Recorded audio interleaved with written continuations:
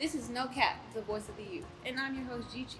Thanks for tuning in with us again as we explore Tulsa with the fun, powerful, and passionate lens of the talentless next generation. No Kapp means no lie, no boosting, and that's exactly what we do. We keep it 100 in our own element, our own vibe, our own way. This week, we'll be talking to young professionals about their business startups. Did you know in the last 5 years, 16% of entrepreneurs were in fact millennials? Today, we'll be talking to the youth that made their leap into entrepreneurship and discuss how they use their skills to pay the bills. And as always, no cap. Ingrained in the roots of Oklahoma is the notion that if something needs to be done, there's no need to wait for someone else to do it. Lace up your own bootstraps and get it done. At the core of this principle is the heart of the entrepreneur, who takes a dream and molds vision into capital. In most cases, when thinking of a visionary in business, there's a perception of a 20 to 30-something, young, aspiring professional pitching an idea in a boardroom. But here, we will introduce you to three preteens who have transformed their communities into offices and with their resources have started businesses in Tulsa that their neighbors can't get enough of. Jay's Lemonade Stand sits in a proud, hard-working community in North Tulsa off of 46th Street North at 4695 North Cheyenne.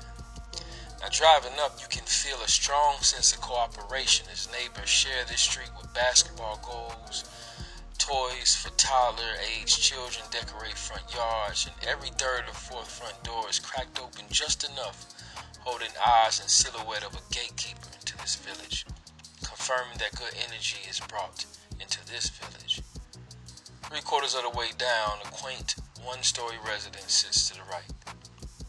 In front of the house, in the driveway, a small shack that you can feel was built with hands of love from someone who was raised on faith, sits adorned in handwritten poster board. Yo, so we vibing with Jay right now, man. What's up, Jay, man? How you doing, man? Oh, good. Good, man. Thank you for having us, man. Let us come to the crib and everything, man. How you doing today? Good. Good. How are you?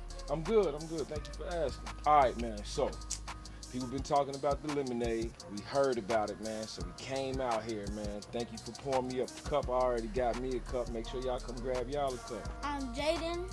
I'm 10 years old and I'm in the 5th grade. Word, 5th grade? You only 10 in the 5th grade, man? You already got your own business, man? That's really impressive, man. Shout out, man. Man, you doing your thing, man. All right, so 5th grade, what school you go to? Sankofa. Sankofa. All right. Sankofa, 5th grade, 10 years old.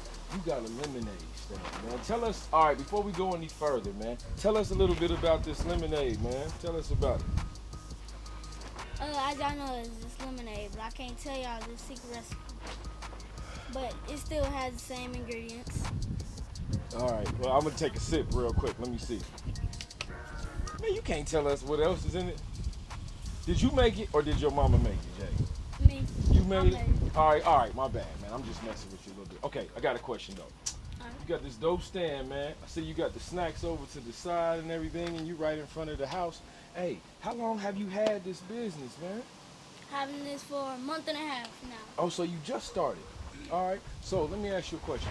What inspired you to even want to open up a lemonade stand? Why did you want to open up a lemonade stand? Because one day I made a lemonade. I asked my mom if I could make it. Mm-hmm. What was in that one? Can you tell us what was in that one? Just regular. It was just regular? All right. Then she said, I asked my grandma if I could make it. Mm-hmm. I asked my grandma, she said I could make it. And I made it, let my grandma taste it, and I said I wanted to sell it. Okay, all right.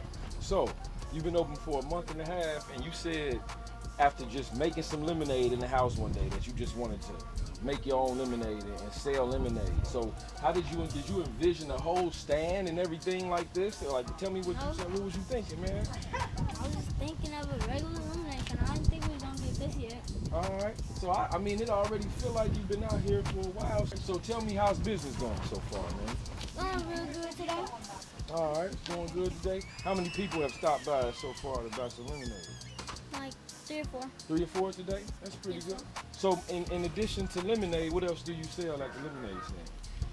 I have lemonade, frozen cups of gummies, and I have the whole menu right there. All right, so what's your favorite thing on the menu? My load of potatoes and Wait, hold up. Yo, what? my load of potatoes. What is that? We have potatoes that have cheese, sour cream, eggs, and bacon bits. I mean, not eggs, but cheese. Okay, so a loaded baked potato. Yes. Do you make that? Yes. I got a question for you, man. So I want you to just, we're going to step away from the lemonade stand for a second. So you're a young black kid, right? Living on the north side of Tulsa. What is it like, man, to have a lemonade stand and to be one of the only young business owners in Tulsa, in North Tulsa, man? What does that feel like? Feels good. Feels good? Yeah, do you have any thoughts about that? Like, does it make you feel a certain way? What do your friends think about you having a lemonade stand? My friends actually come up here and ask me all the time if they can work with me. If they can work with you. So you already thinking about hiring some additional employees and expanding the business. Where do you see your business going? Like, where do you see your business in like 5 years? Have you thought about that yet? 5 years. So you're 10 years old right now, right? Mm-hmm. In 5 years, how old will you be? 15. 15 years old. Good. So in 5 years, where do you see your business? I'm actually seeing it way better and way bigger than this. Okay. All right. So bigger and better, like how? Like, people will actually know more of it Mm-hmm. and will stop by more, Mm-hmm. so we can go feed the day center more. Oh, okay. I didn't realize that. So are you doing this company and running this business to help other people? Yes. Okay. So what is that about, man? What makes you want to give back to the community like that? I mean, you a young guy. There ain't too many young kids that want to give back to the community that way. What makes you want to do that? I just want to help the community because I see too many people on the streets. All right. So you give some of the money that you make to the day center? Yes. That's good, man. That's impressive, man. Did y'all hear that? Y'all heard it from the owner, the CEO himself. 4695 Cheyenne, North Tulsa. Come check out the best lemonade in the town. Peace. In 2018, Inc. magazine published an article that focused on the growth of minority women in business ownership and highlighted a stat found by research firm Womanable that at the time that the article was written, women of color controlled 44% of all women-owned businesses in the United States, which was a 20% increase from 1997. The article also stated that researchers attribute this burst of entrepreneurial activity to both educational progress and economic necessity. Women have been taking control, frankly, for centuries. But now we're talking about it. I had the honor of sitting down with a young lady who found her niche in creating bracelets. And since her mother first posted them on social media, she is becoming the talk of the town. I'm Essence and I'm 12 and I'm in 7th grade this year. All right. So you're in the 7th grade. What school do you go to? Yeah, in 6th and 7th grade summer. All right, cool. So we're here about these bracelets that I keep hearing about, right? People are talking about them. Do you have any on hand that we can see?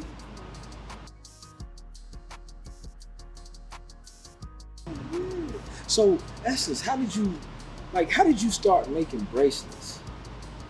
Well, I was bored at home one day and I was like, I guess I'll make bracelets again. Come in like when I was so younger. Okay, you were making them when you were younger? All right, cool. So you started making them again. You said one day you were bored. So was this during the quarantine? All right, so why don't you kind of tell us what happened? Was you like sitting at home and then all of a sudden a jolt of lightning just came through the room and then it was just like, boom, I'm gonna start making bracelets. Was it kind of like that? No, it was like my friend, she made one for me before school ended and gave it to me, and I was playing with it and redoing it. And I was like, why not sell them and make more? All right, cool. How much are the bracelets? For the tighter ones are $1.25. Okay. And then for the looser ones are 75 cents. 75 cents? Wow. Okay. You know I'm gonna have to get a couple of these bracelets before I leave today. Will they fit me? All right, cool. If there was one person in the world that you could sit down with either alive or passed away and give them one of your bracelets, who would it be? Freddie Mercury. Freddie Mercury? You mean Freddie Mercury from Queen? Tell me why you would pick Freddie Mercury. He looks like a guy who wears bracelets because he wears nail polish. Because he wears nail polish? I'm chilling right here with Essence of Essence Bracelets. The town is watching. Make sure y'all go cop one. Thank you so much, Essence. Okay. All right. Peace. If you know anything about this,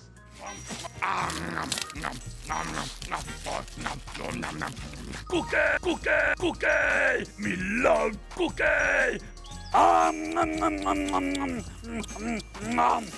Oatmeal cookie. It means whole. then you grew up with a love for sweets, and cookies have a huge place in defining your childhood. Well, it could be just me, but there are dozens of people in the town who would argue that their sweet tooth is just as right. And this young man has found a way to satisfy this age-old craving. Onifade the Cookie Man is the final entrepreneur we are highlighting in this segment, and I had a chance to sit down and talk to him about what it is like being the owner of Onifade's Cookie Company. My name is Onifade R.E. Kobe III.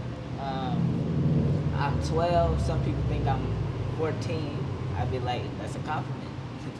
Hey, man, I had a chance to taste one of them dope cookies, man. All right, but how did you get into cookies, man? How did you get into the cookie game and the baking game?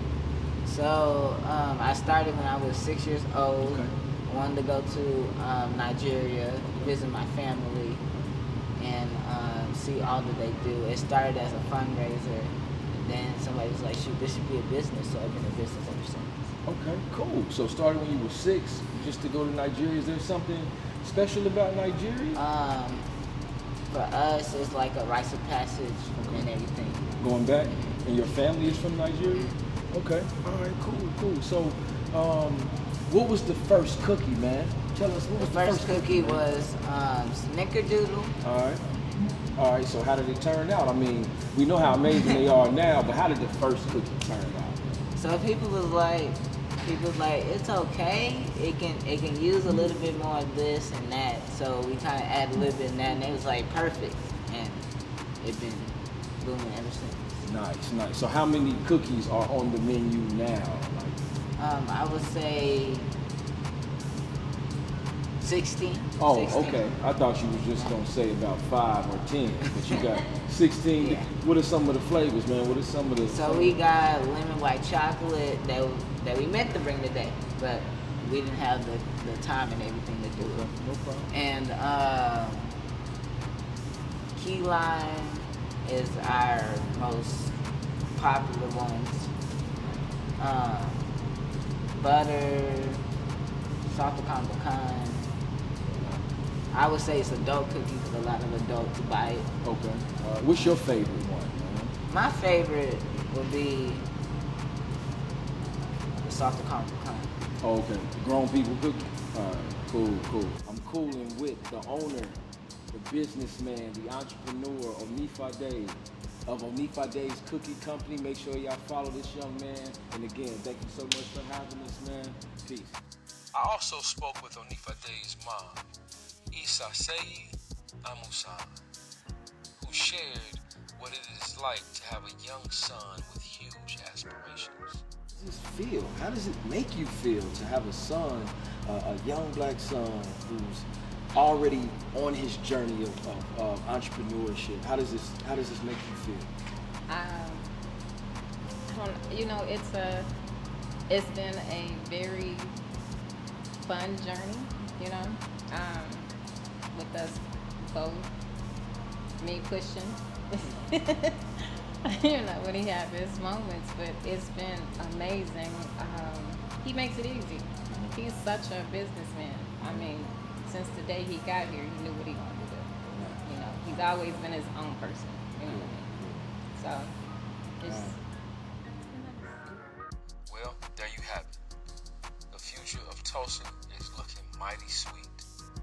I'm written Quincey with No Kapp. Peace. If you like this video, make sure to hit like and press subscribe. Remember to hit all the notifications so you don't miss a single video.